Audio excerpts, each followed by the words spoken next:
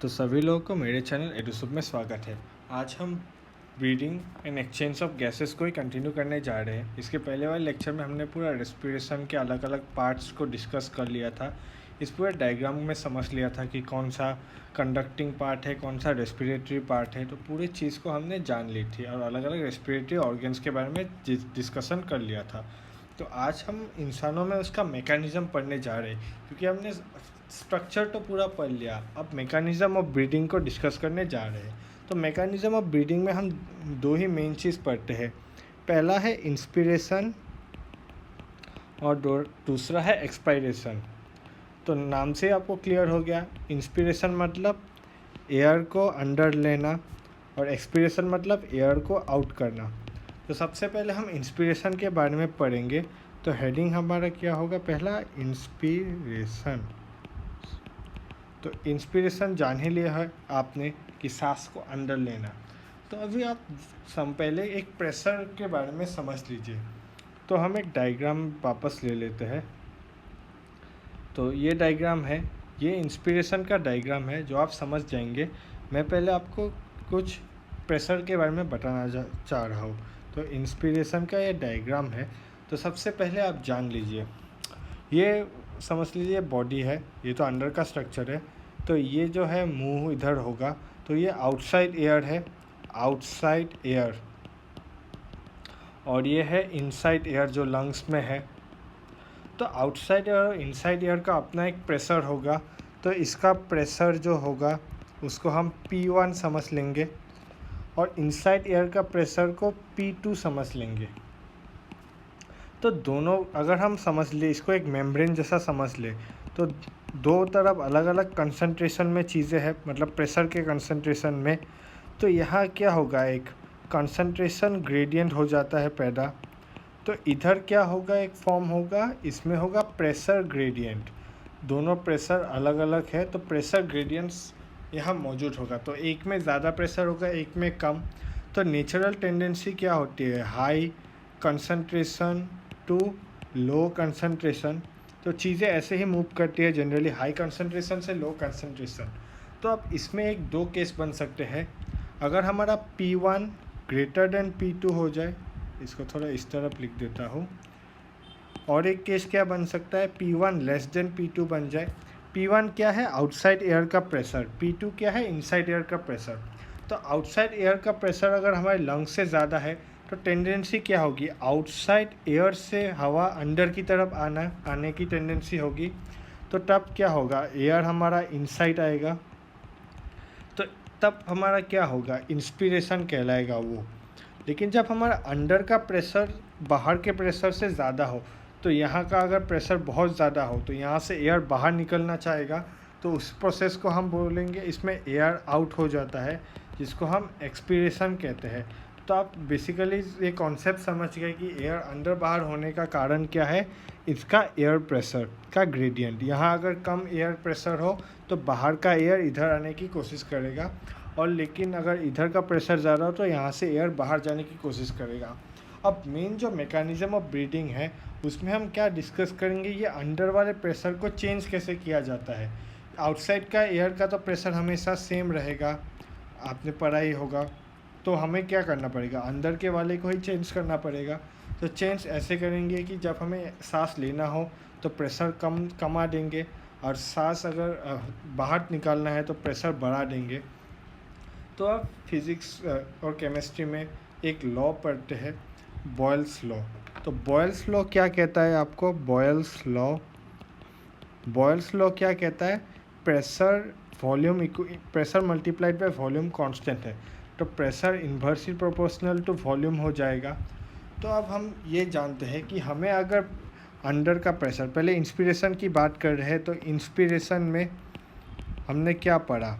Inspiration के लिए हमने यहाँ डायग्राम में पढ़ा था P1 greater than P2, P1 greater than P2 करना है हमें। तो हमें क्या करना है? इसका प्रेशर कमाना है, तो हमें क्या करना पड़ेगा? इन्वर्स रिलेशन है, तो हमें प्रेशर अगर कमाना है तो वॉल्यूम को बढ़ाना पड़ेगा, ये रिलेशन है। तो हमें कुछ भी करके हमारे जो लंग्स की वॉल्यूम है उसको इंक्रीज़ करना है। तो इसमें हमें अभी क्या करना पड़ेगा? तो हम जो हमारे बॉडी के अंदर वाला प्रेशर है उसको इंट्रा पल्मोनरी प्रेशर बोलते हैं। तो हमें इंट्रा पल्मोनरी प्रेशर को डिक्रीज़ करना पड़ेगा। तो सबसे पहले आप हमारे क्या क्या चीज़ें इसमें इन्वॉल्व होती है डायग्राम में देख लीजिए। ये डायाफ्राम हमारा, यहाँ से हमारा जो है बैकबोन जुड़ा है, उसका ज़्यादा काम नहीं है। यहाँ जो रिब्स और स्टर्नम है इसका रोल है, और external and internal coastal muscles होते हैं। तो मेन चीज़ें क्या आ जाती है आपका डायाफ्राम, फिर external and internal coastal muscle, इसका रोल आ जाता है, फिर रिब्स का रोल आ जाता है। तो इनका मेनली रोल आता है। तो सबसे पहले आप जानिए, तो हमें पहले वॉल्यूम को जो बढ़ाना पड़ेगा वो किस एक्सिस में हम बढ़ाते हैं, तो एंटीरो पोस्टीरियर एक्सिस। इसको आप समझिए कि हम जो अपना रिब है, यह हमारा लंग्स है, ऐसे दो लंग्स है, इसको हम ऐसे एक्सपांड नहीं करते। हम इसको कैसे एक्सपांड करते हैं, सामने की तरफ और पीछे की तरफ, फ्रंट और बैक साइड। तो ये इस एक्सिस को हम क्या बोलते हैं, एंटीरो पोस्टीरियर एक्सिस। इस डायग्राम में ही देख सकते हैं, ये आपका लंग्स है, ये बैकबोन है और ये सामने का पार्ट है। तो कुछ इंसान कुछ ऐसे आगे की तरफ यहाँ से मूव किए हुए हैं, ऐसे इंसान। तो हम ऐसे एक्सिस में इसको वॉल्यूम को बढ़ाएंगे, तो सामने और पीछे की तरफ वॉल्यूम बढ़ाएंगे, उसको हम एंटीरो पोस्टीरियर एक्सिस बोलते हैं। तो ये बात आपको समझ आ गई। तो सबसे पहले हम क्या करते हैं, हमारे जो एक्सटर्नल इंटरकोस्टल मसल्स है, एक्सटर्नल इंटरकोस्टल मसल्स है, वो सबसे पहले कॉन्ट्रैक्शन होता है उनमें। कॉन्ट्रैक्शन होने के साथ साथ ही वो रिब्स को उठा देते हैं, रिब्स को ऊपर की तरफ खींच लेते हैं। और जैसे ही रिब्स को ऊपर की तरफ खींच लेते तो उसके साथ स्टर्नम भी उठ जाता है। स्टर्नम तो आप जानते ही होंगे, रिब्स जिस सामने वाली बोन से ऐसे जुड़े होते हैं, इसको हम स्टर्नम कहते हैं, इस बोन को हम स्टर्नम कहते हैं। तो ये आपको पता होगा। तो यह स्टर्नम भी उठ जाता है। तो पहला केस ये होता है, तो हमारा वॉल्यूम्स बढ़ना शुरू हो जाता है। फिर हमारा जो है, इससे वॉल्यूम तो इंक्रीज़ होता है पहले, तो इस प्रोसेस से हमारा थोरैक्स रीजन में वॉल्यूम इंक्रीज़ हो जाता है, जो हमारा स्टर्नम और रिब्स उठ जाता है। फिर हमारा क्या होता है, हमारा जो डायाफ्राम है, सबसे पहले देखिए डायाफ्राम का डायग्राम जब देखेंगे इधर, तो डायाफ्राम कॉन्ट्रैक्ट हो रहा है इधर, तो डायाफ्राम नीचे की तरफ जा रहा है। तो डायाफ्राम कॉन्ट्रैक्ट हो रहा है, तो डायाफ्राम भी यहाँ पर कॉन्ट्रैक्ट हो जाएगा। फिर डायाफ्राम कॉन्ट्रैक्ट होके कुछ ऐसा शेप का हो जाएगा, ये जो आपका यहाँ लंग्स ऐसे होगा। तो ये आपने डायग्राम समझ लिया, कुछ ऐसे शेप का हो जाएगा। तो इससे क्या होगा वापस, क्योंकि अभी देखिए रिब्स से आगे की तरफ बढ़ा और डायफ्राम जैसे नीचे गया, लंग्स को और एरिया बढ़ाने में आसानी होगी, तो वॉल्यूम इंक्रीज़ हो गया। इससे ओवरऑल वॉल्यूम में इंक्रीज़ आ जाएगा, जिससे अंडर का प्रेशर हमारा कम जाएगा, और इसी प्रेशर के कम होने की वजह से एयर हमारा अंदर आ जाएगा, हम सांस ले पाएंगे। तो ये बात होगी पूरी इंस्पायरेशन की। फिर हम अब बात करेंगे सेकंड प्रोसेस, जिसको हम एक्सपायरेशन बोलते हैं। तो इंस्पायरेशन की जो कहानी थी, एक्सपायरेशन में लगभग ऑपोजिट होगी। तो सबसे पहले अब हम बात करेंगे, पहले हम सांस लेते हैं तो सब कुछ हो गया, ribs sternum contract, diaphragm contract हो गया। अब रिलैक्सेशन आ जाएगा। तो रिलैक्सेशन किस में हो जाएगा, डायाफ्राम में पहले आ जाएगा, डायाफ्राम और एक्सटर्नल कोस्टल मसल। तो एक्सटर्नल कोस्टल मसल्स, तो इनमें जैसे ही रिलैक्सेशन आ गया, तो इसके साथ डायफ्राम भी यहाँ ऊपर की तरफ चला गया, लिफ्ट हो गया, अपवर्ड्स उठ गया। फिर इसकी वजह से रिब्स और स्टर्नम अपने प्रीवियस पोजीशंस में आ गए। तो इससे आप क्या देख सकते हैं, जैसे ही डायफ्राम उठा, रिब्स और स्टर्नम अपने ओरिजिनल पोजीशन में आ गए, इसको डायग्राम के थ्रू समझ लेते हैं। तो इस डायग्राम में आप देख सकते हैं, सबसे पहले ये एक्सपीरेशन का डायग्राम है, ये एक्सपायरेशन का डायग्राम है, आप समझ लीजिए। तो सबसे पहले यहाँ देख सकते हैं, इस डायग्राम के कंपेयर में ये बहुत फूला हुआ लंग्स था, इसमें क्या हो चुका है, छोटा हो गया है लंग्स। तो इसका वॉल्यूम यहाँ लिख देते, इसका वॉल्यूम बहुत डिक्रीज़ हो गया है, जिसकी वजह से इसका प्रेशर इंक्रीज़ हो गया है, और इसी प्रेशर जो इंक्रीज़ हुआ है इसकी वजह से जो एयर है वो बाहर की तरफ जाता है। तो आप देख सकते हैं रिब्स और स्टर्नम ओरिजिनल पोजीशन में जा रहे हैं और इसका वॉल्यूम कम रहा है, और डायफ्राम भी ऊपर जा रहा है, रिलैक्स हो रहा है। इसकी वजह से देखिए ऐसा कुछ पर्टिकुलर इसमें शेप आ गया है, ये देख सकते हैं। इसी को हम डोम शेप बोलते हैं, डोम शेप। तो डायफ्राम डोम शेप का हो जाता है। तो इस बार ये बात होगी। तो इसकी वजह से जो है वॉल्यूम बढ़ जाएगा और प्रेशर कम जाएगा। तो इसी की वजह से बाद में क्या होगा, एयर हमारी बाहर चली जाएगी। तो ये बात हो गई। तो ये पूरा बात होगी इंस्पिरेशन और एक्सपिरेशन की। आपको यहाँ तक क्लियर है? तो इंस्पिरेशन में पहले डायफ्राम और इंटरकोस्टल मसल्स का ही ज़्यादातर रिलेशन है। तो ये पूरी बात होगी इंस्पिरेशन और एक्सपिरेशन की। एक इंस्पिरेशन और एक एक्सपिरेशन मिलके एक ब्रीथ बनता है, एक सांस बनती है। तो एक हेल्दी ह्यूमन की जब हम बात करते हैं, तो एक हेल्दी ह्यूमन कितना सांस लेता है एक मिनट में? तो 12 से 16 बार एक मिनट में एक इंसान सांस लेता है जो हेल्दी होता है लगभग। तो ये एक वैल्यू है, आपको याद रखनी है। तो इतना तक हमारा ब्रीदिंग के बारे में बात कर ली। अगर इस रेट में कुछ चेंजेस आ जाते हैं तो उसको हम बाद में मेज़र करके हम कुछ डायग्नोसिस भी कर सकते हैं। तो ये बात होगी। अब आज का आखिरी टॉपिक शुरू करते हैं, जो है रेस्पिरेटरी वॉल्यूम्स एंड कैपेसिटीज़। आज चलो सिर्फ रेस्पिरेटरी वॉल्यूम्स को ही डिस्कस कर लेते हैं, नेक्स्ट क्लास में हम कैपेसिटीज़ को डिस्कस कर लेंगे। तो आज सिर्फ वॉल्यूम्स की बात कर लेते हैं। तो सबसे पहला जो वॉल्यूम आता है वो है टाइडल वॉल्यूम। तो टाइडल वॉल्यूम का मतलब क्या होता है? ये वो एयर है, या तो वो इंस्पायर हो अंदर हो लिया जाए, या एक्सपायर हो बाहर लिया जाए। कब? एक नॉर्मल रेस्पिरेशन में। मतलब आप जब एक बार आराम से सांस ले रहे हैं या सांस छोड़ रहे हैं, तो उसमें जितना एयर हम लेते हैं या बाहर निकालते हैं उसको टाइडल वॉल्यूम कहा जाता है।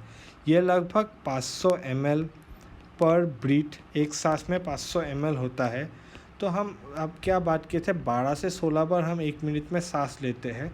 तो इसको जब हम एक मिनट में निकालेंगे तो approx 6000 to 8000 ml per minute आप इसको लिख सकते हैं। तो ये बात होगी टाइडल वॉल्यूम की, कि हम एक बार में कितना सांस ले सकते हैं या छोड़ सकते हैं। एक नॉर्मली ज़्यादा सांस तो हम ले सकते हैं, वो अलग वॉल्यूम हो जाता है। अब हम बात करते हैं नेक्स्ट वॉल्यूम की, जो है inspiratory reserve volume. Inspiratory reserve volume.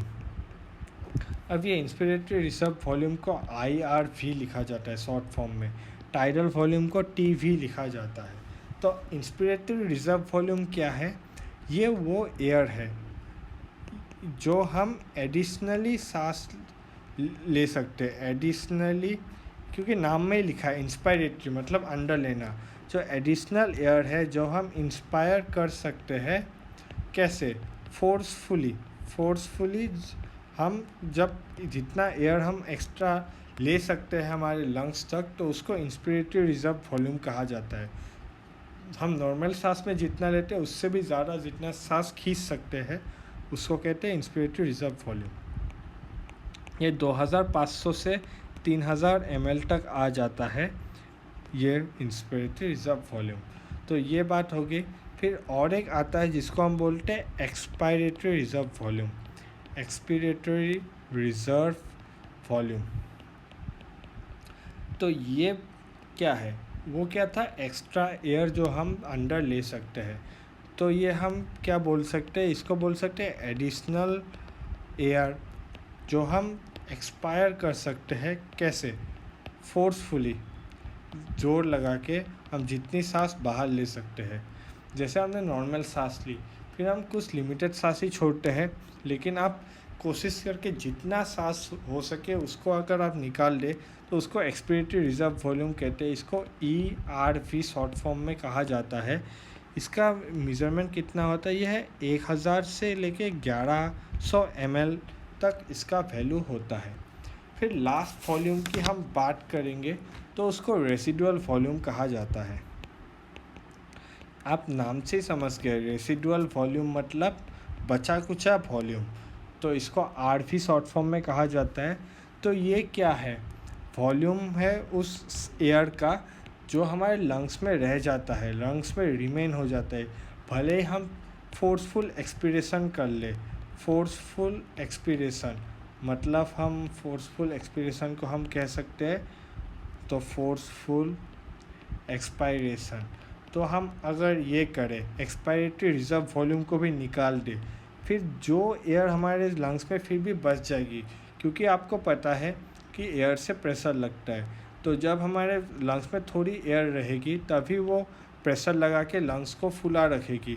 अगर इसके अंदर से भी 0 एयर हो गए हमारे लंग्स में तो प्रेशर की वजह से लंग्स एकदम कोलैप्स कर जाएगी।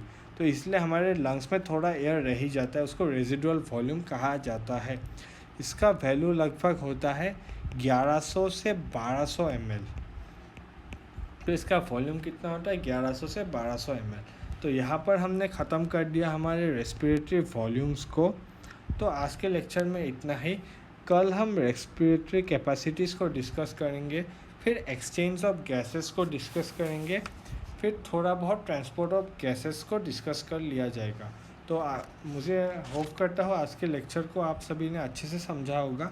अगर लेक्चर में कोई डाउट है तो आप कमेंट सेक्शन में ज़रूर मुझे पूछें, मैं आपकी मदद करूँगा। अगर वीडियो अच्छा लगे तो वीडियो को लाइक करें, इस चैनल को आप सब्सक्राइब करें और इस वीडियो को जितना हो सके दूसरों तक शेयर कीजिए, ताकि और वीडियोस बनाने के लिए मुझे मोटिवेशन मिलता रहे। तो आज के वीडियो के लिए इतना ही, मिलते हैं नेक्स्ट लेक्चर में। Thank you.